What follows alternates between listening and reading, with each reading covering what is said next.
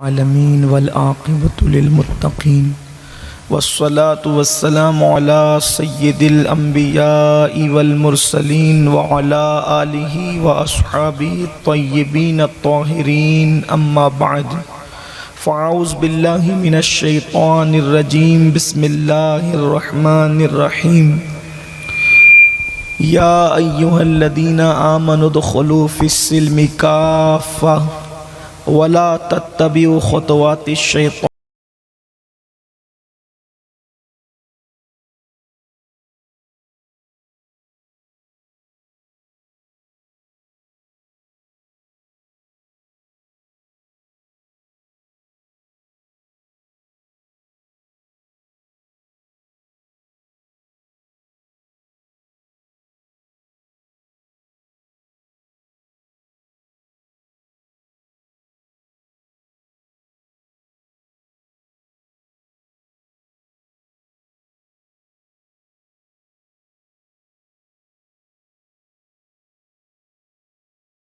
یا معین الدین چشتی لائق ست تکریم برادر عزیز حضرت علامہ سید نور میاں صاحب قبلہ مد ظلہ العالی و جملہ ذوی الاحترام ذوی الاحتشام باصفا علماء کرام عرش مقام سادات اعظام حاضرین محفل پردہ نشین ماؤں اور بہنوں السلام علیکم ورحمۃ اللہ وبرکاتہ۔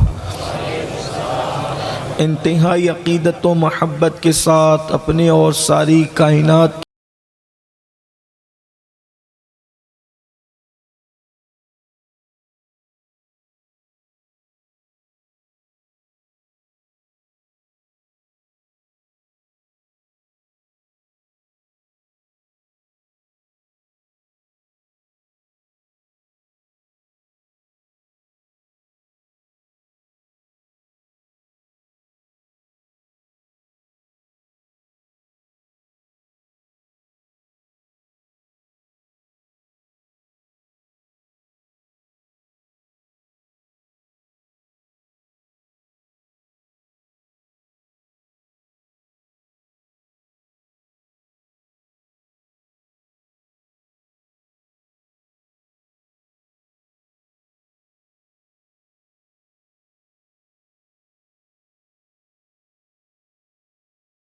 کے ساتھ مل کر پڑھیں الصلاۃ والسلام علیک یا رسول اللہ، الصلاۃ والسلام علیک یا رسول اللہ، الصلاۃ والسلام علیک یا نبی اللہ، الصلاۃ والسلام علیک یا نبی اللہ، الصلاۃ والسلام علیک یا حبیب اللہ، الصلاۃ والسلام علیک یا حبیب اللہ، وعلی آلک و اصحابک یا نور اللہ، صلی اللہ تعالی علیہ وسلم۔ صبح طیبہ میں ہوئی بٹتا ہے باڑا نور کا، صبح طیبہ میں ہوئی بٹتا ہے باڑا نور کا، صدقہ لینے نور کا آیا ہے تارا نور کا، میں گدا تو بادشاہ بھر دے پیالہ نور کا، نور دن دونا تیرا دے ڈال صدقہ نور کا، یہ جو مہر و ماہ پر اطلاق آتا نور کا، بھیک تیرے نام کی ہے استعارہ نور کا، اور ایک سینے تک مشابہ ایک وہاں سے پاؤں تک، ایک سینے تک مشابہ ایک وہاں سے پاؤں تک، حسن سبتین ان کے جاموں میں ہے نیما نور کا، تیری نسل پاک میں ہے بچہ بچہ نور کا، تو ہے عین نور تیرا سب گھرانہ نور کا، نور بنت نور زوج نور ام نور نور، نور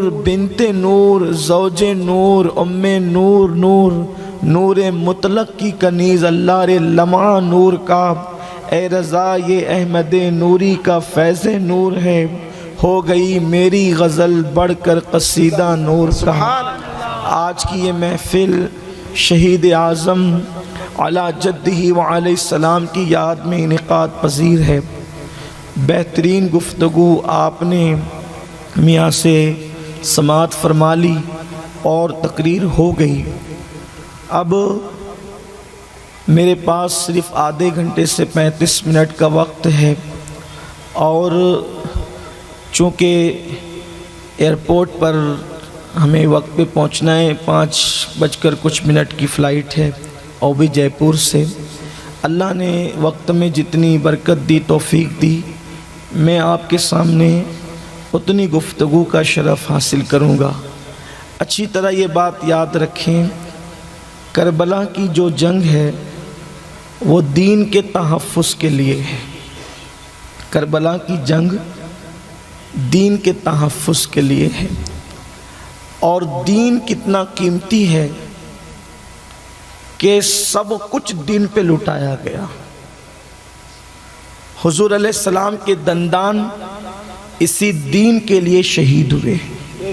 اللہ کے رسول صلی اللہ علیہ وسلم نے مکہ جیسا شہر اسی دین کے لیے چھوڑا۔ 3 سال تک کے شعب ابی طالب کے اندر حضور کا پورا خاندان اس دین کے لیے قید رہا۔ صرف کربلا کی 3 دن کی قربانی نہیں ہے اللہ کے دین کے لیے، خاندان نبوت نے ان 3 دن سے پہلے 3 سال تک قید و بند کی زندگی مکے کی گھاٹیوں میں گزاری ہے۔ اور حضرت جعفر طیار کا قول ہے، فرماتے ہیں کہ جس وقت 3 سال تک کے رسول اللہ کا خاندان شعب ابی طالب کے اندر قید رہا، تو ہم اپنے چھوٹے چھوٹے ننھے بچوں کو درخت کی سوکھی پتیاں کھلایا کرتے تھے، اور رات کے وقت جب بھوک کی وجہ سے ہم بے چین ہو جاتے تھے تو ہمارے پیروں سے رات کے وقت جو چیز ٹکرا جاتی تھی، ہم اس چیز کو، نرم چیز کو اٹھا کر کے اپنے منہ میں ڈال کر چباتے تھے۔ جب ہم نے اپنے ننھے بچوں کو درخت کی پتیاں چبائی اور ان کو چبانے کے لیے درخت کی پتیاں دی، تو اس وقت ان کے ہونٹ ایسے موٹے اور خشک ہو گئے تھے جیسے اونٹوں کے ہونٹ ہو جاتے ہیں۔ یہ قربانی اللہ کے دین کے لیے اللہ کے رسول صلی اللہ علیہ وآلہ وسلم کے گھرانے نے دی ہے۔ میرے پیارے آقا صلی اللہ علیہ وسلم کے پیارے دیوانوں، جس دین کو آج ہم نے پیٹھ کے پیچھے ڈال دیا ہے، جس دین کو آج ہم نے اللہ اکبر لائق تقلید یا لائق عمل نہیں سمجھا، آج یہ امت جو ہے ان کے ہاتھوں میں شراب کے پیالے تو ہیں، ہاتھوں سے تسبیحاں نکل گئی۔ آج اس قوم کے ہاتھوں میں موبائل تو ہے اور زنا کے مناظر دیکھ رہے ہیں، قرآن ہاتھ میں لینے کی توفیق نہیں ہے۔ میرے پیارے آقا صلی اللہ علیہ وسلم کے دیوانوں، مسجدیں ویران ہیں، نماز کی توفیق نہیں، گناہوں کے اڈوں کو آباد کیا جا رہا ہے۔ تھوڑی دیر کے لیے احساس کرو، اگر نبی اور آل نبی کی محبت ہے، 3 سال کسے کہتے ہیں؟ 3 سال تک کے گھاٹی کے اندر جو ہے قید رکھا جانا، سوشل بائیکاٹ کیا جانا کتنا خطرناک اور دردناک مرحلہ ہوگا۔ اور آپ کو بتاؤں، اللہ نے آپ کو بھی اولاد دی ہے، اللہ نے ہمیں بھی اولاد دی ہے۔ ایک باپ کے دل پر اس وقت کیا گزرتی ہے جب کسی کی بیٹی کو بے قصور طلاق دیا جاتا ہے۔ اللہ کے حبیب علیہ السلام کی 2 بیٹیوں کو صرف اس لیے طلاق دیا گیا تھا کہ محمد عربی کسی کے روکنے سے دین کی خدمت سے رکتے نہیں ہیں، ان کی بیٹیوں کو طلاق دے دو۔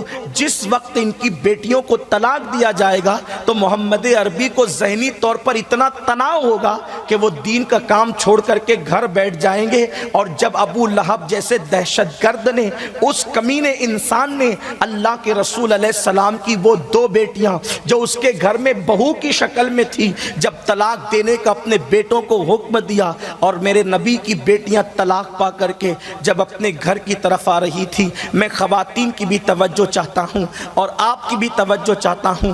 دیر تک گفتگو تو نہیں ہوگی، لیکن جتنی گفتگو ہوگی آپ کی توجہ چاہتا ہوں۔ میری بہنوں ذرا سوچو، عورتیں تو طلاق کے نام سے بھی ڈرتی ہے۔ جب طلاق کا نام لیا جاتا ہے لوگ کتنا بے چین ہوتے ہیں، ہونا بھی چاہیے۔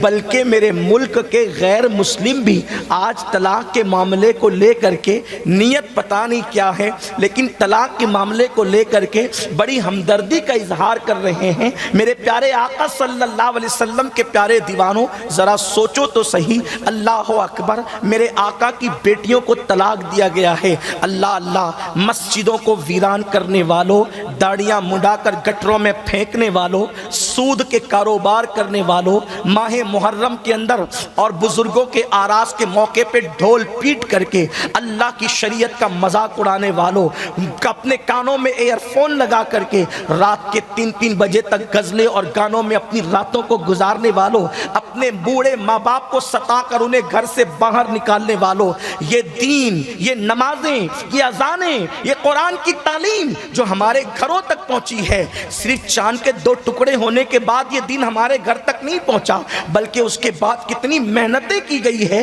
چاند کے ٹکڑے ہونا حق ہے، لیکن کتنی محنت ہے، ذرا تصور کرو۔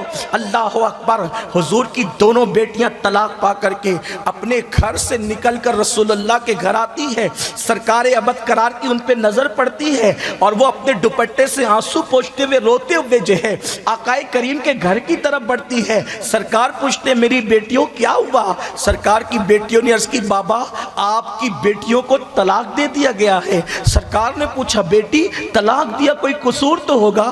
آپ ہمارا قصور یہ ہے کہ ہمارا باپ لوگوں کو جنت کی طرف بلاتا ہے، بس یہی قصور ہے۔ مکے کے کافر چھپ چھپ کر کے دیکھ رہے تھے کہ جب طلاق شدہ بیٹیوں کو محمد عربی دیکھیں گے تو وہ گھر میں لوٹیں گے کہ دوبارہ قدم نہیں نکالیں گے، مگر تاریخ کے اوراق گواہ ہیں۔ اللہ کے رسول بیٹیوں کے سر پہ ہاتھ رکھ کر کے کہتے ہیں بیٹیوں جاؤ، صبر کرو، اللہ اجر دے گا، میں اللہ کے دین کے لیے نکل چکا ہوں، اب میرے قدم دوبارہ واپس نہیں پلٹ سکتے۔ میرے پیارے آقا صلی اللہ علیہ وسلم کے پیارے دیوانوں، دین کے لیے کتنی قربانی دی گئی، یہ دین قربانیوں سے پھیلا ہے، یہ اذانیں ہمارے گھر تک قربانیوں کی وجہ سے ہے، یہ نمازیں قربانیوں کی وجہ سے ہے۔ ابھی آپ میاں سے سن رہے تھے کہ حسین پاک کا خاندان کتنا حسین ہے۔ میرے آقا صلی اللہ علیہ وسلم کے پیارے دیوانوں، میں بھی فضائل پڑھتا وقت ہوتا تو، لیکن میں آپ کے سامنے مختصر سے لفظوں میں فضائل پڑھنا چاہتا ہوں۔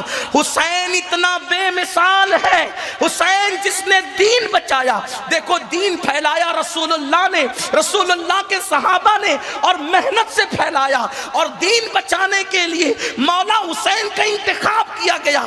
دین لانے والا بھی بے مثال تھا، دین بچانے والا بھی بے مثال تھا۔ جس نے دین لایا ہے اس کی اصل بھی بے مثال ہے، اس کی نسل بھی بے مثال ہے، اور جس نے دین بچایا ہے اس کی اصل بھی بے مثال ہے، اس کی نسل بھی بے مثال ہے۔ جو دین لاتا ہے اس کی اصل کو ابراہیم کہتے ہیں، اور جو دین بچاتا ہے اس کی اصل کو محمد رسول اللہ کہتے ہیں، اور اس کی نسل کو، جس حسین نے دین بچایا ہے اس کی نسل کو اللہ اکبر زین العابدین کہتے ہیں، محمد باقر کہتے ہیں، امام جعفر صادق کہتے ہیں، موسیٰ کاظم کہتے ہیں، علی رضا کہتے ہیں، تقی کہتے ہیں، نقی کہتے ہیں، حسن عسکری کہتے ہیں، عبد القادر جیلانی کہتے ہیں، معین الدین اجمیری کہتے ہیں، مخدوم اشرف جہانگیر سمنانی کہتے ہیں، شاہ برکت اللہ عشقی کہتے ہیں، وارث دیوا کہتے ہیں۔ یہ حسین کی نسل ہے۔ اور آخری میں حضرت عیسیٰ جس کے پیچھے نماز پڑھیں گے وہ مہدی بھی حسین کی نسل میں ہو۔ نعرہ تکبیر، نعرہ رسالت، شہدائے کربلا، سبحان اللہ سبحان اللہ۔ جس کے بیٹے اتنے بے مثال ہو اس کا بابا حسین کتنا بے مثال ہو۔ لانے والے کی بھی مثال نہیں، بچانے والے کی بھی مثال، لیکن دین وہی بچا سکتا ہے جس کا دین پر عمل ہو۔ آج آپ اور ہم بھی دین بچانے نکلے ہیں، شریعت بچاؤ، شریعت بچاؤ، کیا مذاق لگایا ہے؟ خود تو فجر میں سوتا پڑا ہے، تو کیا شریعت بچائے گا؟ تیرے گھر کی شادی میں ڈی جے بج رہا ہے، تو کیا شریعت بچائے گا؟ تیری بیٹیاں بے پردہ بازاروں میں گھوم رہی، تو کیا جو اپنے گھر میں شریعت نہ بچا سکے وہ اپنے ملک میں شریعت کیا بچا سکتا ہے؟ شریعت تو وہ بچاتے ہیں جن کے گھر میں شریعت کا نظام قائم ہے۔ شک بے شک سبحان اللہ. دنیا سمجھ رہی ہے تم لطیفہ گوئی کر رہے ہو، تم کیا شریعت بچاؤ گے؟ اگر شریعت سے اتنا ہی پیار ہے تو پھر چہرے سے داڑیاں مڈا کے گٹروں میں کیوں پھینکتے ہو؟ شریعت سے اتنا ہی پیار ہے تو تمہارے گھروں کی شادیوں کے اندر ناجائز و حرام کام کیوں ہوتے ہیں؟ شریعت سے اتنا ہی پیار ہے تو تمہاری مسجدیں ویران کیوں ہے؟ میں نے کہا تھا نا کہ گفتگو کے لیے اب وقت نہیں بچا. دیکھو شریعت جس نے بچایا ہے، دو باتیں عرض کروں گا، صرف بات مکمل کروں. شریعت کس سے بچتی ہے؟ بچاتا کون ہے؟ دین بچاتا کون ہے؟ امام حسین کہتے ہیں، ایک خطبے میں کہتے ہیں، کہا میں بھی قرآن و سنت کا پابند ہوں اور میرا گھر بھی قرآن و سنت کا پابند ہے. اور فرمایا ہر اس شخص سے میری جنگ ہے. امام حسین کی جنگ صرف یزید سے نہیں ہے. محبت اہل بیت صرف ہاتھوں میں کڑے پہننے کا نام نہیں ہے. محبت اہل بیت ہاتھوں میں رسیاں ڈورے باندھنے کا نام نہیں ہے. محبت اہل بیت دین پر فدا ہونے کا نام ہے. نعروں سے اہل بیت کی محبت ملتی ہے. ہم رسومات کے پابند نہیں ہیں، ہم حقیقتوں کی راہ کے مسافر ہیں.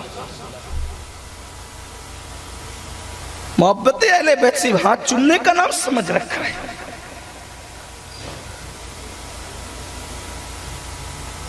محبت اہل بیت کیا ہے؟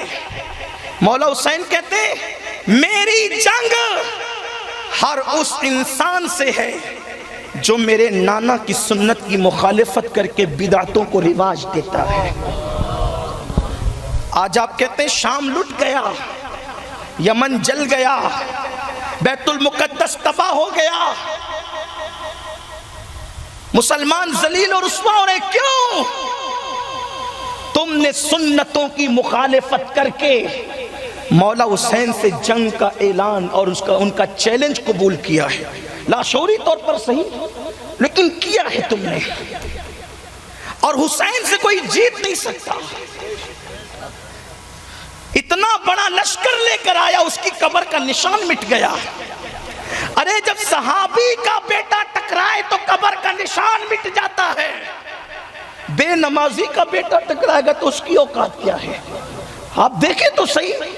حیرت ہے، یہ امت کبھی تباہ نہ ہوتی، اس امت کے گھروں کو آگ نہ لگتی، یہ امت کبھی رسوا نہ ہوتی، یہ امت کی لاشوں کے ٹکڑے زمین پہ بکھرے نظر نہ آتے، قوم کی بیٹیاں برقعے پہن کر کے سگنلوں پہ بھیک نہ مانگتی، اگر یہ قوم امام علی مقام سے سچے دل سے محبت کرتی. مولا امام نے تو یہ کہا ہر اس سے میری جنگ ہے جو میرے نانا کی سنت کے خلاف زندگی گزار رہا ہے اور بدعتوں کو رواج دے رہا ہے. داڑھی منڈانا کون سی سنت ہے؟ یہ بھی تو بدعت ہی ہے.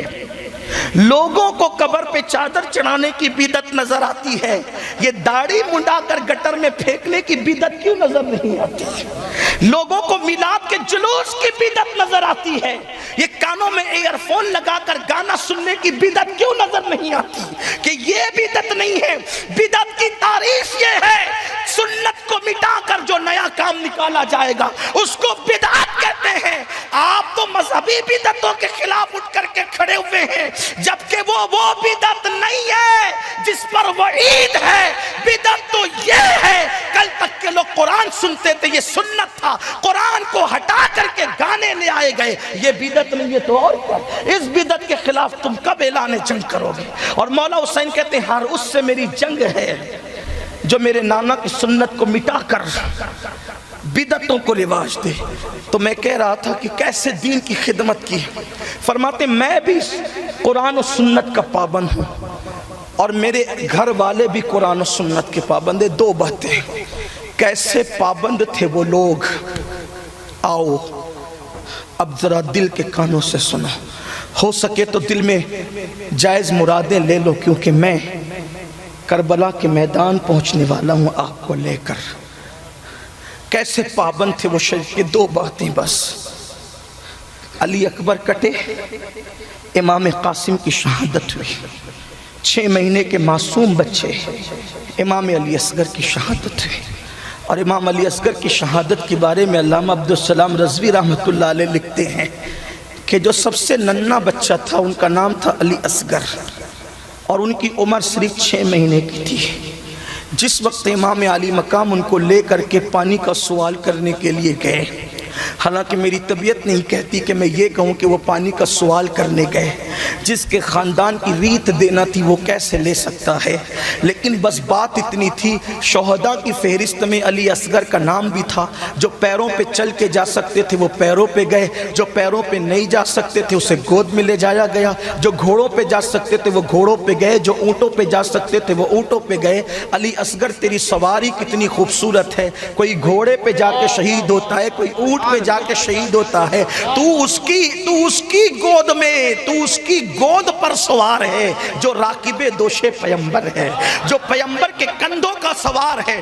آج علی اصغر اس پر سوار ہے۔ ذرا اس شہید کو بھی تو لوگ دیکھیں۔ اللہ اکبر، میرے مولا نے اپنی آستین کو ذرا توجہ کریں، اپنی آستین کو دل میں مرادیں لیں۔ اللہ اکبر، اپنی آستین کو علی اصغر کے چہرے پر سائے کے طور پہ ڈالا۔ چلچلاتی ہوئی کربلا کی دھوپ تھی، کربلا کے ریت کے ذرات جو ہے، اللہ اکبر، اس تپتی ہوئے ذرات جو ہے سورج کی تپش سے مکمل طور پر ایسے تپ چکے تھے کہ اگر وہاں پر گوشت کا کچا لوتھڑا ڈالا جائے تو وہ بھون کر کے کباب ہو جائے۔ ایسے میں مظلوم کربلا بی بی سیدہ کا جایا، علی مرتضیٰ کی نگاہوں کا تارا اپنے ننھے سے معصوم کے چہرے پر۔ آج اللہ اکبر، جس بی بی زہرا کی چادر قیامت کے دن امت کے لیے سائبان بنے گی، آج اس کے بیٹے کے لیے کسی سائے کا انتظام نہیں ہے۔ 61 ہجری ہے، 10ویں محرم ہے، امام علی مقام اپنی آستین کے سائے سے اپنے بیٹے کے سر پر جو ہے وہ سایہ کرتے ہیں اور دھوپ سے بچاتے ہیں، اور ظالموں کے سامنے لے کر کھڑے ہو جاتے ہیں اور کہتے ہیں دیکھو بیعت کا انکار ہم نے کیا ہے، اس بچے کا قصور کیا ہے؟ بچہ روتے روتے کبھی بے ہوش ہوتا ہے، کبھی ہاتھوں کو سمیٹتا ہے، کبھی پیروں کو پھیلاتا ہے، کبھی مٹھیاں کھولتا ہے، کبھی مٹھیاں باندھتا ہے۔ اس بچے کو چند قطرے پانی پلا دو، اگر پانی پلاؤ گے تو پلانے والوں کو احسان کا بدلہ قیامت کے دن دیا جائے گا۔ شمر بدبخت نے اشارہ کیا ہرملا کو، ہرملا حسین کو بڑا احساس ہے اپنے بچے کے رونے کا، آج اس کو ایسے چپ کرا دے، اس کے بعد حسین کا بیٹا کبھی نہ روئے۔ ہرملا بدبخت نے آواز لگائی، حسین اپنے بچے کے رونے کا تجھے اتنا خیال ہے، لے آج کے بعد تیرا بیٹا کبھی نہیں روئے گا۔ عبدالسلام، علامہ عبدالسلام رضوی لکھتے ہیں کہ اس دور میں تیر چلانے کے مختلف تیر ہوتے تھے، ایک انسان پر، ایک جانور گھوڑوں پر، اور گھوڑوں پہ چلانے والا جو تیر ہوتا تھا اس میں خطرناک تیر تھا جس کا ایک نوک نہیں بلکہ 3 نوک ہوتی تھی۔ ہرملا نے جب معصوم علی اصغر کے حلق پہ تیر کا نشانہ رکھا تو انسان پر چلانے والا تیر نہیں بلکہ گھوڑے پر چلانے والا، اور گھوڑے پر بھی وہ گھوڑے والا نہیں جو ایک نوک کا تھا بلکہ جس کی 3 نوک تھی۔ اس نے تیزی سے چلا کر کے کہا، حسین لے آج کے بعد تیرا بیٹا کبھی نہیں روئے گا، اور وہ 3 نوک والا تیر علی اصغر کے سینے میں پیوست ہو گیا، علی اصغر کے حلق میں پیوست ہو گیا، اور علی اصغر کا حلق چیرتے ہوئے امام کے بازو میں پیوست ہوا۔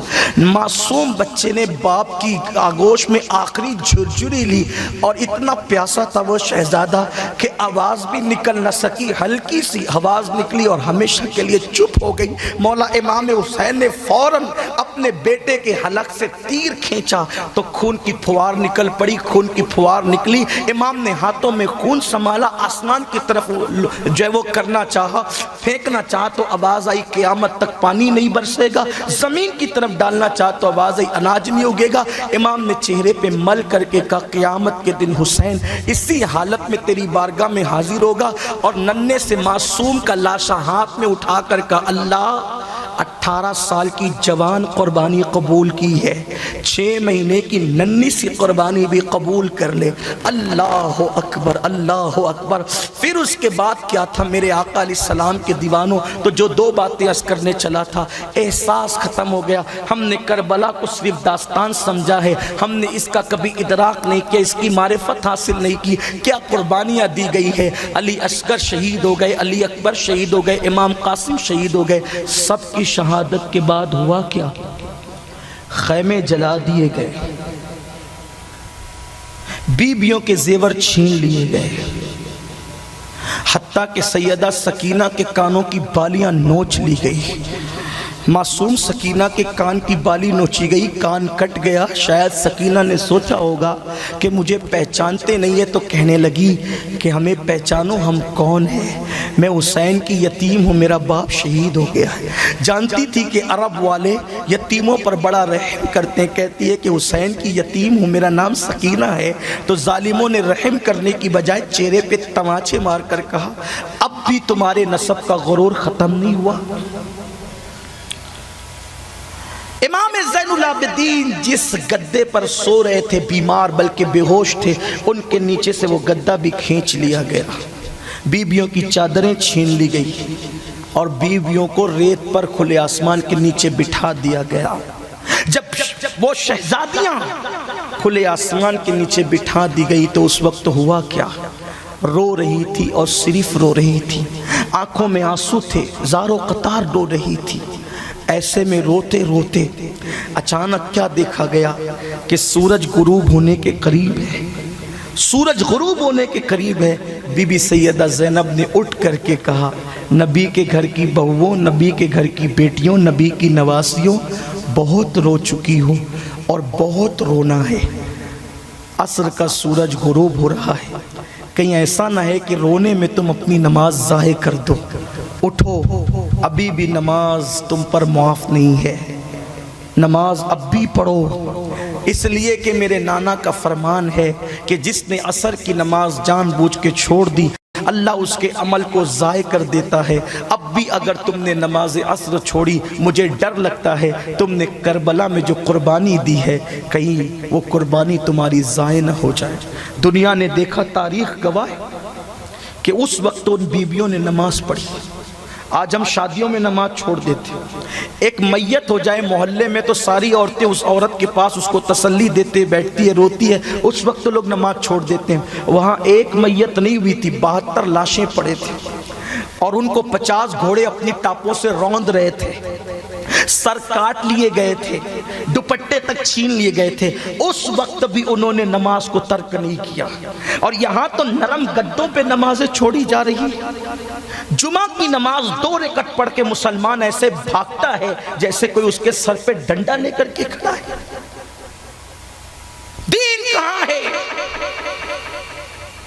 آج امت مسلمہ پر جو بھی برا وقت ہے وہ صرف دین سے دوری کا نتیجہ ہے۔ فرائض کا دامن، سنتوں کا دامن، شریعت کا دامن ہاتھوں میں نہیں ہے۔ اور دوسری اور آخری بات، کیا شریعت کی پابندی تھی؟ شریعت کی پابندی کیا تھی؟ دوسری اور آخری بات، گھر میں کیا ماحول تھا سنتوں پر عمل کا، شریعت پر عمل کا جذبہ کیا تھا؟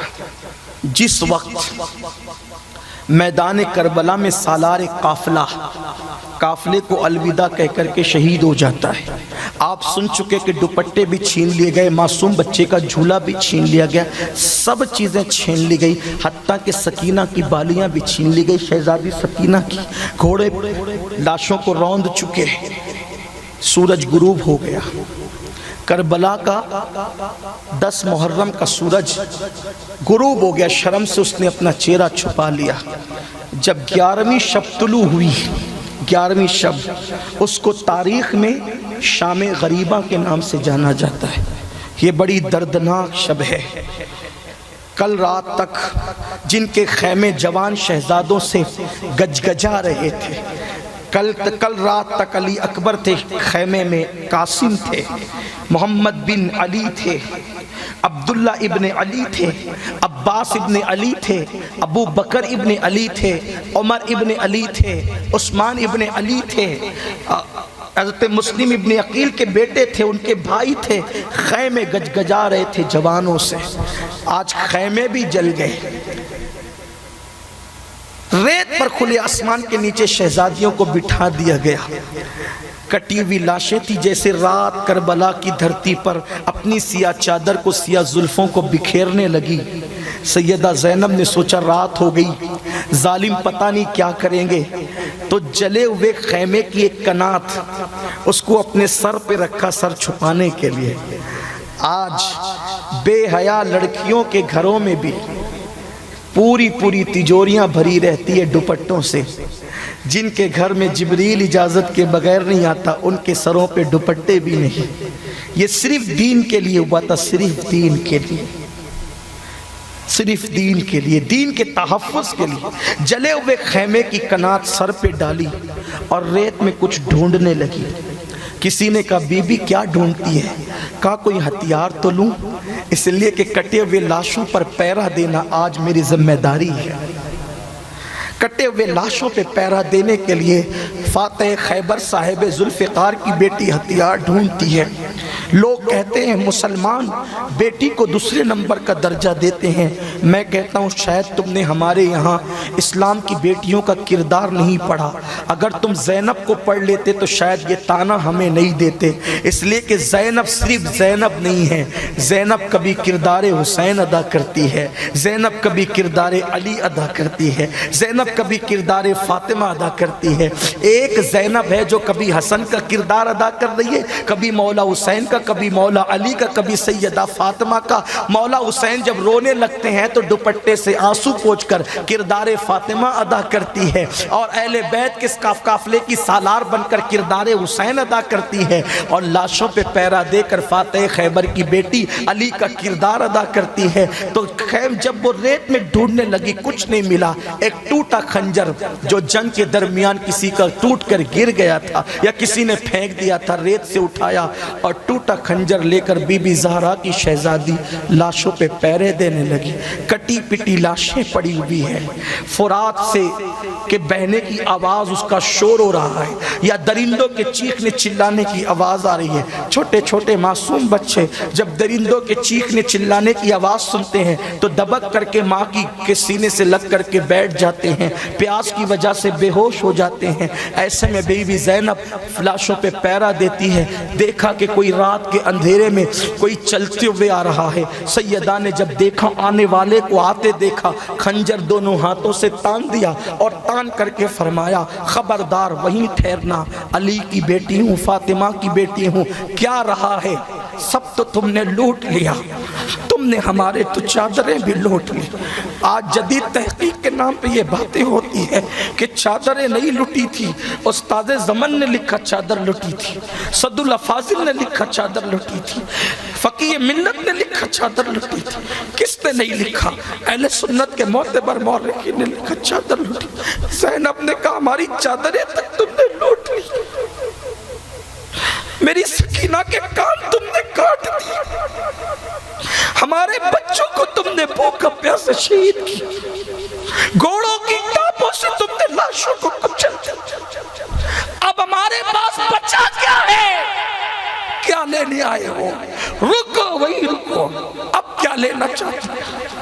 اب کیا لینا چاہتے ہو؟ اب اگر تم آگے بڑھے تو اسی ٹوٹے خنجر سے میں تمہیں قتل کر دوں گی، وہی رکو۔ آنے والا وجود رک گیا، اس نے کہا بی بی میں مرد نہیں ہوں، میں عورت ہوں، میں لڑنے نہیں آئی بی بی، میں حر کی بیوی ہوں، تمہاری مدد کے لیے آئی ہوں۔ حر کی بیوی کا نام سن کر سیدہ نے خنجر پیچھے کیا۔ میری مائیں اور بہنیں سب توجہ سے سن، کوئی تفسیرے کا وقت نہیں ہے میرے پاس، بس دین کیسے پھیلا ہے، اگر اس کو تم نے محسوس کیا تو کر لو، کربلا کی میں اس کو محسوس۔ خنجر پیچھے کیا، حر کی بیوی کیوں آئی؟ حر کی بیوی نے کہا بی بی میں اہل بیت سے محبت کرتی ہوں، میں نے عمر سعد سے کہا کہ تم قیدی بنا کر انہیں یزید کے دربار میں لے جاؤ گے نا؟ 5ویں صبح طلوع ہونے والی ہے، چھوٹے چھوٹے بچے رحم کر وہ پیاسے بھوکے مر جائیں گے بھوک اور پیاس سے، تو یزید کے دربار میں کیا لے جاؤ گے تم؟ کم سے کم انہیں پانی تو پلاؤ کہ وہ زندہ رہے، اتنا پانی تو پلا دو کہ وہ زندہ رہے۔ بی بی میں ٹھنڈا پانی مانگ کر امر ساتھ سے لائی ہوں، یہ ٹھنڈا پانی میرا قبول کر لو بی بی۔ سیدہ نے سنا ٹھنڈا پانی، ٹھنڈا پانی، کہتی حور کی بیوی ہمیں آج کی تاریخ میں ٹھنڈے پانی کے نام سے بھی نفرت ہو گئی ہے، لے جائیے تیرا ٹھنڈا پانی، ہم نہیں پیئیں گے۔ تو اس وقت تو کیوں نہ آئی ٹھنڈا پانی لے کر جب میرا قاسم پیر رگڑ رہا تھا پیاس کی وجہ سے؟ اس وقت تو کیوں نہ آئی جب میرا علی اکبر پلٹ پلٹ کر 2 مرتبہ آیا تھا اپنے باپ کے پاس، یہ کہے کہ ابا 2 قطرے پانی پلا دو، میں پورے لشکر سے مقابلہ کر سکتا ہوں۔ میرا معصوم علی اصغر گیا، اس وقت تو کیوں نہ آئی؟ میرے عباس کے بازو کٹے، اس وقت تو کیوں نہ آئی؟ تو اب آئی ہے، لے جا تیرا ٹھنڈا پانی، ہم قبول نہیں کرتے۔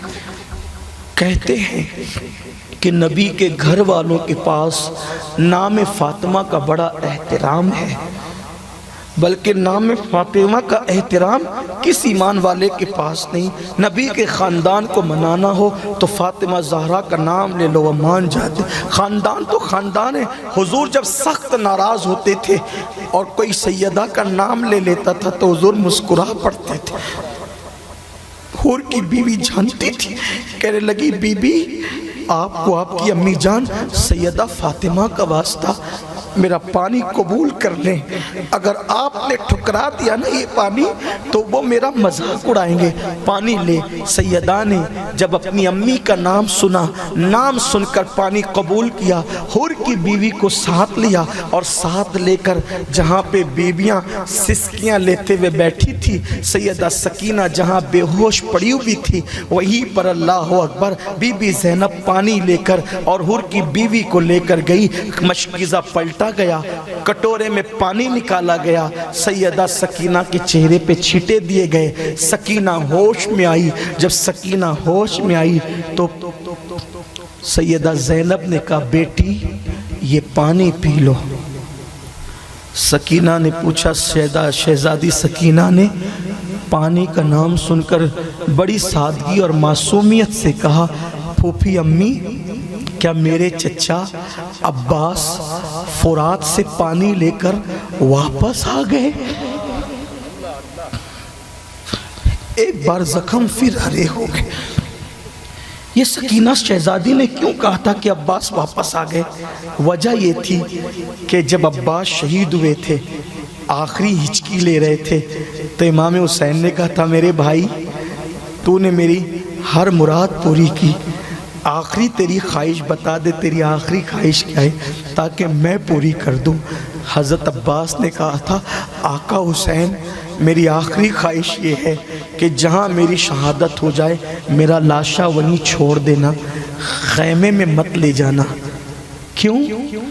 اس لیے میرے آقا کہ میں سکینہ سے وعدہ کر کے آیا ہوں کہ پانی لاؤں گا، کم از کم میرا لاشا نہیں پہنچے گا، اتنی دیر تک سکینہ صبر سے میرا انتظار تو کرے گی، لیکن لاشا لے جاؤ گے تو اس کا صبر کا پیمانہ ٹوٹ جائے گا، میں اس کے صبر کے پیمانے کو ٹوٹنے نہیں دینا چاہتا، مجھے جہاں شہادت پائی ہے وہی چھوڑ دینا۔ اسی لیے جناب عباس کا لاشا جو ہے ان کا مزار جو ہے شہداء سے بہت دور پر واقع ہے، جو گئے انہوں نے دیکھا ہے، اس کی وجہ یہ ہو سکتی ہے۔ تو بہرحال سیدہ سکینہ نے پوچھا پھوپھی امی کیا میرا چچا عباس فرات سے واپس آ گیا؟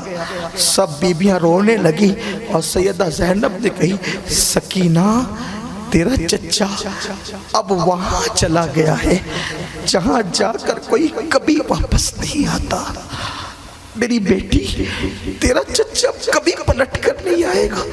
تو کہا پھر پانی کون لایا؟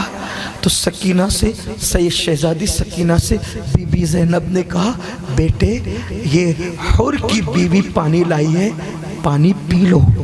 سکینہ نے پھر بڑی معصومیت سے پوچھا پھوپھی امی کیا آپ لوگوں نے پانی پی لیا؟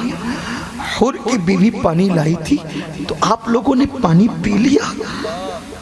سیدہ نے کہا نہیں بیٹے نہیں۔ کیوں؟ اس لیے کہ ہمارے نانا جان کا فرمان ہے کہ جب کھانے پینے کی کوئی چیز آئے تو پہلے چھوٹوں کو کھلاؤ پلاؤ، پھر بعد میں بڑے کھانا پینا۔ 5واں دن نکلنے والا ہے اور یہ سنت کوئی واجب کے درجے میں نہیں ہے، صرف حضور کا فرمان ہے، سنت ہے۔ حالانکہ سنت ہے بہت بڑی بات ہے، اس کی تحقیر نہیں ہو سکتی۔ سیدہ نے کہا بیٹے نانا کا حکم ہے، فرمان ہے کہ جب کھانے پینے کی چیز ہے تو پہلے چھوٹوں کو کھلاؤ پلاؤ پھر بڑے۔ میری بیٹی اس پورے قافلے میں سب سے چھوٹی تم ہو، اس لیے پہلے تم پیو گی، پھر نانا کی سنت پہ عمل کرتے ہوئے ہم تو اپنا دیکھ ہی لیں گے۔ مورخ لکھتا ہے جب سیدہ سکینہ نے یہ جملے سنے کہ نانا کی سنت ہے کہ پہلے چھوٹوں کو کھلاؤ پلاؤ بعد میں بڑے، ابھی بے ہوشی سے ہوش میں آئی تھی، اٹھنے کی طاقت نہیں تھی، اٹھنے کی قوت نہیں تھی، پوری طاقت اکٹھا کر کے حسین کی یتیم کھڑی ہوگی اور کھڑے ہو کر جہاں کٹے پیٹے لاشیں تھے اس طرف جانے لگی۔ اندھیرا تھا، تاریکی زیادہ تھی، جب اس طرف جانے لگی سیدہ زینب نے کہا بیٹی کہاں جا رہی ہو؟ شہزادی سکینہ نے آگے قدم بڑھائے، پھر کہا بیٹی کہاں جا رہی ہو؟ پھر آگے قدم بڑھائے شہزادی سکینہ کی طرف۔ زینب سیدہ اٹھی اور اٹھ کر کے اپنی باہوں میں لے لیا، پوچھا بیٹی ادھر کہاں جا رہی ہو؟ سکینہ نے کہا پھوپھی امی آپ اتنی جلدی بھول گئی، نانا کا فرمان ابھی تو آپ نے کہا کہ نانا کا حکم ہے جب پانی کھانا ملے تو پہلے سنت یہ ہے چھوٹوں کو کھلاؤ چھوٹوں کو پلاؤ۔ آپ بھول گئی ہے، جب آپ خلاف سنت عمل نہیں کرتی تو میں خلاف سنت عمل کیسے کروں؟ میرے قافلے میں سب سے چھوٹی سکینہ نہیں ہے، میرے قافلے میں سب سے چھوٹا میرا بھیا علی اصغر ہے، پہلے میں اصغر کو پلاؤں گی اس کے بعد خود پانی پیوں۔ سبحان اللہ۔ آپ سے پوچھتا ہوں یہ لوگ دین بچاتے ہیں، دین یہ بچاتے ہیں، دین یہ دیندار یہ لوگ ہیں، دین پر عمل اس کو کہتے ہیں۔ 7 سال کی بچی 5 دن کی پیاس ایک طرف، نانا کی سنت ایک طرف۔ اس شہزادی سکینہ نے 7 سال کی بچی نے پیاس کو ٹھوکر لگائی مگر سنت مصطفیٰ کے خلاف عمل کرنے کی کوشش نہیں کی۔ آپ کیا سمجھتے ہیں جس 7 سال کی بچی کی تربیت حسین نے ایسے کی تھی اس وقت جوانوں کے کردار کا عالم کیا ہوگا؟ سبحان اللہ سبحان اللہ۔ جس کے گھر کے 7 سال کی بچی میں سنت پر عمل کا جذبہ یہ ہے۔ آج قوم کی بیٹیاں کافر لڑکوں کے ساتھ فون پر بات کر رہی ہے، قوم کی بیٹیاں میک اپ کر کے ولیمے میں گلے میں چادر لٹکا کر کے گھوم رہی ہے، باپ دیکھ رہا ہے بھائی دیکھ رہا ہے کہ میری بہن گلی کے فلاں لڑکے کے ساتھ ہنس رہی ہے، آنکھیں بند کر کے نکل رہا ہے۔ حضور فرماتے وہ مرد دیوس ہے، دیوس جس کے گھر کی عورتیں بے پردہ گھر کے باہر نکلے اور وہ مرد منع نہ کرے، نہ ان کی نمازیں قبول ہے نہ ان کی دعائیں قبول ہے۔ کہاں ہے دین؟ صرف شربت اور کھچڑے پر تم نے کربلا کو تولا ہے؟ چند درم شربت بنا کر کے تم امام علی مقام کی شہادت کا بدل پیدا کرو گے؟ خدا کی عزت کی قسم یہ چند درم شربت خون حسین کا بدل کیا ہو سکتے ہیں؟ اگر 7 سمندر کو شربت میں تبدیل کر دیا جائے، آسمان کے سارے انار کو ایصال ثواب کی صف میں کھڑا کر دیا جائے تو بھی حسین کے خون کے قطرے کا بدل نہیں ہو سکتے، اس لیے کہ خون حسین صرف نہیں ہے، رسول اللہ نے فرمایا میری اہل بیت کو میرے خمیر سے پیدا کیا گیا ہے۔ حضور کہتے ہیں میرے خمیر سے پیدا کیا گیا، اور میرے امام اعلیٰ حضرت کہتے ہیں خون خیر الرسل سے ہے جن کا خمیر، خون خیر الرسل سے ہے جن کا خمیر، اس ریاض نجابت پہ لاکھوں سلام۔ سبحان اللہ، سبحان اللہ۔ نبی کے خون کے قطرے کی کوئی قیمت ہو سکتی ہے؟ میں یہ نہیں کہتا شربت نہ بناؤ، جو منع کرتے ان کے دل سیاہ ہے، کیونکہ جب کتے کو پانی پلانے پہ جنت مل سکتی ہے تو نام حسین پہ شربت پلانے پہ کیا نہیں مل سکتا؟ ہم منع نہیں کرتے، لیکن اگر آپ یہ سمجھتے ہیں کہ صرف شربت پلا کر کے ہم اپنی ذمہ داری نبھا چکے تو نہیں، جس دین کے لیے قربانی دی گئی ہے اس دین کی طرف آنا ہوگا، اپنے گھروں میں اسلامی مذہبی ماحول پیدا کرنا ہوگا۔ اگر مولا حسین سے محبت ہے، جاتے جاتے آپ سے کہنا چاہتا ہوں مولا حسین سے جنگ مت کرو، نسلیں بھی ختم ہو جائیں، نسلیں بھی ختم، لاشعوری طور پہ تم جنگ کر رہے ہو نا، مت کرو، چھوڑ دو گانے سننا، چھوڑ دو فلمیں دیکھنا، چھوڑ دو داڑیاں منڈانا، نرم گدوں پہ فجر کی نماز ترک کرنا چھوڑ دو، عورتوں پہ بد نظری کرنا چھوڑ دو۔ میرا ٹائم ہو گیا ہے، مجھے وقت پہ پہنچنا ہے، لیکن اگر میں جلدی سے 2-3 منٹ میں اگر ایک بات کر سکا تو کروں گا۔ یزید، جس کو ہم یزید کہتے ہیں، شاید میری قوم کچھ گناہوں کے جملے پہ توجہ کرنا، بھی فتویٰ نہیں لگانا، میری قوم کچھ گناہ کے معاملے میں یزید سے 2 قدم آگے بڑھ گئی ہے۔ یزید بندروں کا ناچ دیکھتا تھا، یہ ہیرو ہیروائن کو ننگا ناچتے دیکھ رہے ہیں۔ یزید بانسری کی میوزک سنتا تھا، یہ تو کتنی پتہ نہیں کیسی کیسی میوزک سن رہے ہیں۔ مولا حسین نے جب اس کے ہاتھ میں ہاتھ نہیں دیا، وہ شراب پیتا تھا، آج شراب اور نشہ عام ہے، آپ کے ہاتھ میں کیسے ہاتھ دیں گے، یا آپ کا ہاتھ اپنے ہاتھ میں کیسے لیں گے؟ جنت تو ملنا اسی کو ہے جس کو حسین کے بابا نے چٹھی دینا ہے نا یہ حدیث؟ مطلع القمرین اٹھا کر دیکھے تو اس کے مرتضوی اٹھا کر دیکھے، کیا ہے نہیں یہ؟ سرکار نے فرمایا پل صراط سے پار وہی ہوگا جس کو علی چٹھی دیں گے، یہ کہا نا سرکار نے، حسین کے بابا جس کو چٹھی دیں گے جنت میں وہ جانا ہے۔ مولا حسین نے جس یزید کو پسند نہیں کیا وہ تمہیں پسند کریں گے؟ ذرا صرف آپ آج گھر جا کر 5 منٹ اکیلے میں بیٹھ کر سوچنا کہ یزید سے اپنی زندگی کتنی الگ ہے، ذرا سوچنا یزید سے آپ اپنی زندگی کتنی الگ ہے۔ وہ لڑکیوں سے زنا کرتا تھا، زنا آج ہمارے اندر نہیں۔ یزید کی موت کیوں ہوئی پتہ؟ بہت سے وجوہات اس کی موت کے لکھے گئے، لیکن اقد الفرید سے میں پڑھ رہا ہوں اب اس کا مفہوم۔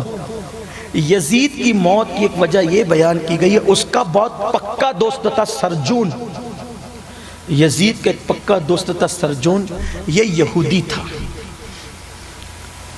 اور ایک یہودی خوبصورت لڑکی سے یزید کو محبت ہو گئی تھی۔ یہ بات بھی میں کہنا چاہتا ہوں، اگر برا نہیں مانیں گے تو کہوں گا، جس کے دل میں یار بستا ہے اس کو فرصت ہی نہیں ہے کسی سے پیار کرنے کی۔ آج میری قوم کے جوان اس سے آنکھ لڑا رہے، اس سے آنکھ لڑا رہے، اس سے باتیں کر رہے، اور کون ہے یہ؟ عاشق رسول ہے۔ ہنسنے کی بات نہیں ہے یہ میرے دل کا درد ہے۔ ایک فقیر صرف آہو فغاں ہی کر سکتا ہے اور کچھ نہیں کر سکتا۔ آج آپ حالات پہ رو رہے ہیں، مسلمانوں کی آنکھوں میں چھرے مار کر کے ان کو نابینا اندھا کیا جا رہا ہے۔ ایک لاش کے چھرے، ایک لاش پر چھرے اتنے ہیں کہ اس کو گنا بھی نہیں جا سکتا ہے۔ آپ واٹس ایپ اور سب پہ دیکھ رہے ہو، یہ سب دیکھ رہے ہو نا؟ وجہ عشق رسول نہ رہا، عشق رسول نہ رہا۔ عاشق رسول تو بہت کہلا رہے ہو لیکن عشق رسول نہ رہا۔ ارے جن کے دلوں میں عشق رسول تھا وہ تو پہلی رات کی بیوی چھوڑ کر نبی کے قدموں میں جان قربان کرنے آ گئے. نبی نے پکارا، پہلی رات کی بیوی چھوڑ دیا. تم کیسے عاشق رسول ہو، نبی کو چھوڑ کے عورتوں پہ زنا کی طرف جا رہے ہو؟ سوچو تو صحیح نا. کڑوی تو آپ کو اچھی نہیں لگتی، لیکن میں نے تو کبھی آپ کی پسند کی کہنا ہی نہیں ہے. میں نے تو وہی کہنا نا جو اپنے رب کی پسند. دھوکہ مت دو اپنے آپ کو. جس کے دل میں یار بس، وہ حبیب اتنا خوبصورت ہے نا، جس کے دل میں بس جائے، پھر وہ تو اللہ سے بھی پیار کرتے تو یہ کہہ کے کرتے ہیں.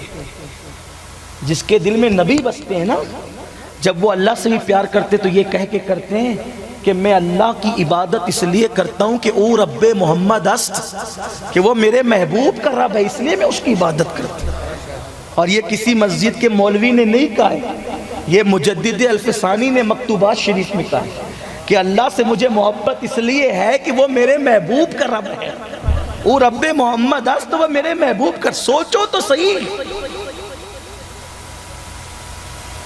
تو جس کے دل میں حضور کا عشق ہوگا، اس کے ہاتھ کبھی شراب کی طرف نہیں بڑھے گے، اس کے ہاتھوں میں کبھی جوے کے آلات نہیں ہوں گے. بستروں پہ لیٹ کر، چادر منہ پہ ڈال کر، وہ موبائل کے اندر کبھی زنا کے مناظر نہیں دیکھے گا. بے غیرتی کی حد ہے، بے شرمی کی حد ہے. اس پہ تم نعرے بھی لگاتے ہو کہ قبر میں نبی کا دیدار ہوگا. کس منہ سے دیدار کرو گے؟ کن آنکھوں سے دیدار کرو گے؟ جس سے تم نے موبائل پہ زنا کے مناظر دیکھے. مولا کائنات مشکل کشا کہتے ہیں میں نے تو کبھی اپنا خود کا سطر نہیں دیکھا.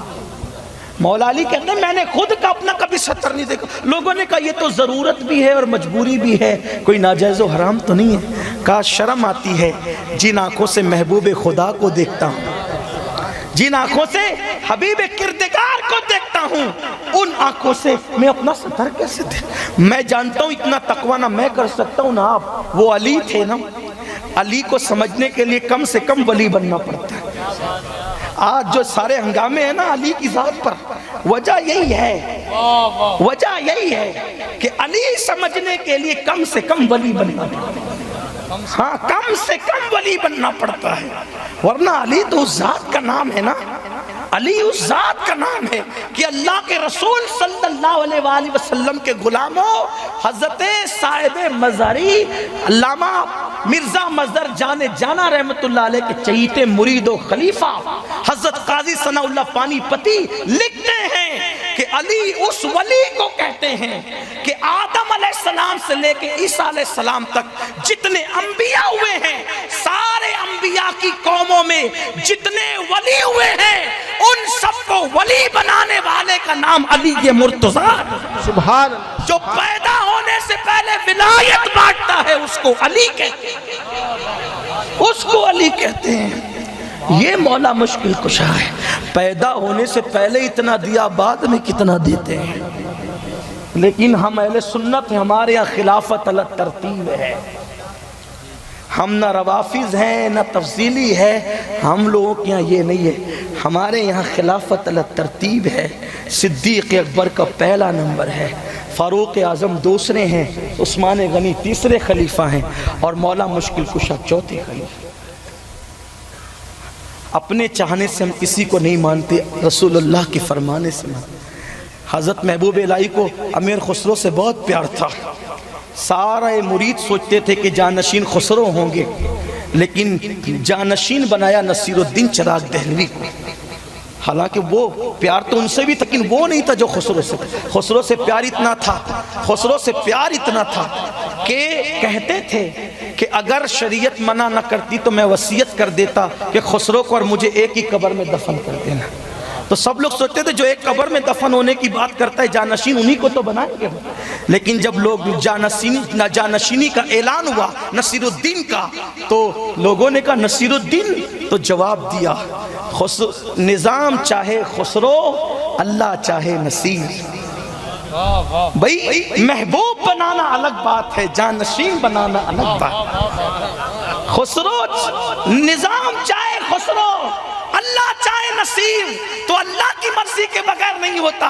اب اللہ اکبر، حضور نے محبت تو بہت کی علی سے، بلکہ یہ کہہ دیا کہ جس کا میں محبوب ہوں اس کا علی محبوب ہے. من کنت مولاہ فاز علی جمجم، میں جس کا محبوب ہوں اور جتنا محبوب ہوں اتنا علی محبوب ہے. تو محبت علی کو، ولایت علی کو لازم کر دیا. لیکن جب جانشین بنانے کی بات آئی تو اپنے مصلی پر اس کو کھڑا کیا جو مصلی کا حقدار تھا، ہے نا. اللہ چاہے نصیر، نظام چاہے خسرو، یہ تو حقیقتیں تو اللہ جانتا ہے، رسول اللہ جانتے ہیں. میں نے جتنا سمجھا خلافت کے مسئلے کو اتنا بیان کر دیا. تو اپنی مرضی مت چلاؤ، محبت الگ چیز ہے. ارے محبت تو علی سے اتنی ہے کہ جب لشکر روانہ ہو رہا تھا تو حضور دعا کر رہے تھے جب تک علی کو نہ دیکھوں محمد کو موت نہ آئے. لوگ دعا کرتے ہیں اللہ مرتے وقت نبی کا جلوہ نصیب فرما، نبی دعا کر رہے ہیں جب تک علی کا چہرہ نہ دیکھوں اس وقت تک مجھے موت نہ آئے. غور کریں، محبت یہ ہے. اللہ اکبر. بات دور نہ نکل جائے تو میں اپنی بات سمیٹ رہا ہوں. میرے آقا علیہ السلام کے دیوانوں، یہ مولا علی ہے. کہتے ہیں کہ جن آنکھوں سے میں حضور کا جلوہ دیکھتا ہوں، ان آنکھوں سے میں اپنا سطر کیسے دے. حالانکہ ہم اتنے متقی نہیں ہو سکتے، لیکن میرے عزیز کم از کم ہیرو ہیروئن کو ننگا ناچتے تو نہ دیکھو نا. اور جو لوگ، اگر آپ یہ سمجھتے نا میں نماز بھی پڑھوں، تلاوت بھی کروں، پھر راتوں کو موبائل میں گندگی بھی دیکھوں، پاپ بھی کروں، اللہ کے رسول نے صاف بیان کر دیا جو دن کی عبادت گزار اور رات کے پاپی ہیں، اللہ ان کی عبادتوں کو ایسے ضائع کر دے گا جیسے ریت کے ذرے بکھرے ہوئے. والعاقبۃ للمتقین، عاقبت اور آخرت تو متقیوں کے لیے. اللہ متقیوں کا عمل قبول کرتا ہے. اللہ محتاج نہیں ہے آپ کے میرے عمل کا. جب کوئی عمل کرنے والا نہ تھا تو بھی وہ خدا تھا، جب کوئی نہ رہے گا تو بھی وہ خدا رہے گا. بات ختم کرتے ہیں. سرجون کہتا ہے، یہ اس کا دوست ہے، پکا یہودی تھا. یزید کو ایک لڑکی سے محبت ہو گئی، یہودی لڑکی سے، اور وہ لڑکی اصل میں محبت کرتی تھی سرجون سے. لیکن جب یہ بیچ میں گھسا تو چونکہ یہ تھا بادشاہ، نہ سرجون انکار کر سکتا تھا نہ لڑکی، ورنہ جان کو خطرہ تھا. تو یہ جاتا تھا تو یہ لڑکی دونوں کو جو ہے وہ دونوں کے ساتھ تعلقات قائم کیے ہوئے تھی، مجبوراً میں یزید سے، اور سچی محبت تھی سرجون کے ساتھ. تو یہ جو بھی جا کے کہتا تھا وہ اس کو بتا دیتی تھی. ایک دن یزید نے اس لڑکی سے کہا کہ میرے روزانہ کا بستر پہ کوئی نہ کوئی نیا مہمان ہوتا ہے. صرف حیا کے پردے میں کہہ رہا ہوں، آپ سمجھنے والے سمجھ جائیں. اس نے کہا میرے بستر پر ہر رات کوئی نہ کوئی نیا مہمان ہوتا ہے، آج کی رات میرے بستر کی مہمان تم ہو. لڑکی نے کہا میں زنا نہیں کروں گی. یزید نے کہا زنا نہیں کرے گی تو شادی کر لے. اس نے کہا ٹھیک ہے، کل فلاں جنگل میں آنا، گھوڑ سواری کریں گے، اس کے بعد شادی کا فیصلہ کریں گے. 2 گھوڑے کھڑے کر دیے گئے، ایک گھوڑے پہ یزید بیٹھا، دوسرے پہ وہ لڑکی. گھوڑے دوڑتے رہے، جنگل میں کوئی اور نہ تھا، کسی کو اجازت نہ تھی. ایسے میں یزید نے اس سے خواہش کی کہ 2 گھوڑوں کی بجائے ایک گھوڑے پر ہم بیٹھ جائیں. اور اس نے ادھر سے اتر کر لڑکی کے گھوڑے پہ بیٹھا. لڑکی نے لگام کھینچی، گھوڑے کو ایڑ لگا دی. جب گھوڑے کو ایڑ لگائی گھوڑا بہت دوڑا. یزید اتنا موٹا تھا، بھدا ایک دم، کہ وہ اٹھنے بیٹھنے کو بھی مجبور تھا. بدن پہ بہت زیادہ بال تھے، جیسے کتے اور سور کے بدن پہ ہوتے بہت زیادہ بال تھے، اور پورا اس کا چہرہ لال لال تھا. کنجی آنکھیں تھی. کسی کی آنکھیں ہو تو برا نہیں مانے، معاف کرے. کنجی آنکھوں والوں کے اندر مروت نہیں ہوتی الا ماشاءاللہ، چند کو چھوڑ کے سب ایسے نہیں ہوتے، لیکن اکثریت کا پہ بات کر رہا ہوں. بے مروت. تو کنجی آنکھیں تھی، چہرہ بالکل لال تھا اور بہت بال تھے، جسم پہ بہت موٹا تھا. جب بہت گھوڑا اس لڑکی نے دوڑایا، وہ بڑی ماہر تھی گھوڑا دوڑانے میں، یہ ہانپنے لگا. اور جب ہانپنے لگا تو پانی پانی چلایا. مشکیزہ آگے گھوڑے کے لٹکا ہوا تھا، پانی کی طرف ہاتھ بڑھایا، لڑکی نے ہاتھ مارا، نیچے گرایا. وہ ہانپ بھی رہا تھا، نیچے گرا تھا، پانی مانگتا تھا، اور اس کے سینے پہ اس لڑکی نے پیر رکھ کر کے کہا مجھ سے شادی کرے گا؟ جو اپنے نبی کی اولاد کا وفادار نہ ہوا وہ مجھ جیسی یہودی لڑکی سے وفا کب کر سکتا ہے؟ اور اس لڑکی نے خنجر نکالا اس حالت میں کہ وہ پانی مانگ رہا تھا، اور اس کی شہرک کو کاٹ دیا۔ اس کے بعد وہ لڑکی بھی غائب ہوئی، اور سرجون بھی ملک شام میں کبھی نہیں ملا۔ سرجون بیان کرتا ہے کہ پھر اس حال میں اس کی موت ہوئی۔ لوگ پھر اس کی لاشیں کو ڈھونڈنے لگے، اس کو ڈھونڈنے لگے، کئی دن تک نہیں ملا۔ آخر جب ملا تو اس وقت ملا جب اس کے جسم میں کیڑے پڑ گئے تھے۔ یہ ہے انجام ظلم کا۔ لیکن یزید کی موت کیسے ہوئی؟ کسی لڑکی کی ناجائز محبت میں۔ بولو آج آپ کی زندگی میں یہ ہے کہ نہیں؟ آج کے لڑکے کہتے ہیں مولانا جس جوانی میں لڑکی کی محبت نہ ہو وہ جوانی کیا کام کی؟ نادان، جوانی ہی نہیں، جس زندگی میں نبی کی محبت نہ ہو وہ زندگی کس کام کی؟ زندگی دی گئی ہے نبی کے لیے، زندگی ہے نبی کی نبی کے لیے، نا سمجھ مرتے ہیں زندگی کے لیے، جینا مرنا ہے سب کچھ نبی کے لیے۔ ہم نبی کے لیے آئے ہیں، اس لیے ان سے محبت کرو، زبانی محبت مت کرو۔ امام حسین کا آخری جملہ پڑھ دو خطبے کا اور اپنی بات بھی ختم کر لوں۔ امام حسین کہتے ہیں جو میرے نانا کی سنت پہ عمل نہیں کرتا، میں حسین اعلان کرتا ہوں کہ اس کے دل میں میرے نانا کی محبت نہیں ہے۔ یہ اعلان میرا نہیں، امام حسین کا ہے۔ ان کے خطبات اٹھا کر پڑھیں۔ اللہ ہم سب کو توفیق دے۔ گفتگو کے درمیان کوئی غلطی ہو اللہ معاف کرے۔ استغفر اللہ ربی من کل ذنب واتوب الیہ۔ 12:30 بجے نکلنا تھا کیونکہ شاید 5 بجے سے پہلے ایئرپورٹ پہنچنا ہے، اور ہم لوگ کی عادت ہے کہ محفل ختم کر کے جاتے ہیں، لیکن اگر محفل ختم ہوئی تو پھر ہم لوگ شاید پہنچ نہیں پائیں گے۔ تو اگر آپ میرا عذر قبول کریں کہ آپ صلاۃ السلام سے پہلے مجھے نکل جانے دیں، پھر آپ لوگ سلام پڑھ لیں، دعا کر لیں تاکہ محفل مکمل اپنے اختتام کو پہنچے۔ سلام چھوڑ کے آپ نہ جائیں، ہمیں مجبوری آپ کو تو نہیں ہے، تو آپ ادھر ادھر تقسیم ہو جائیں اور ہمیں خاموشی سے چلے جانے دیں۔ السلام علیکم ورحمۃ اللہ۔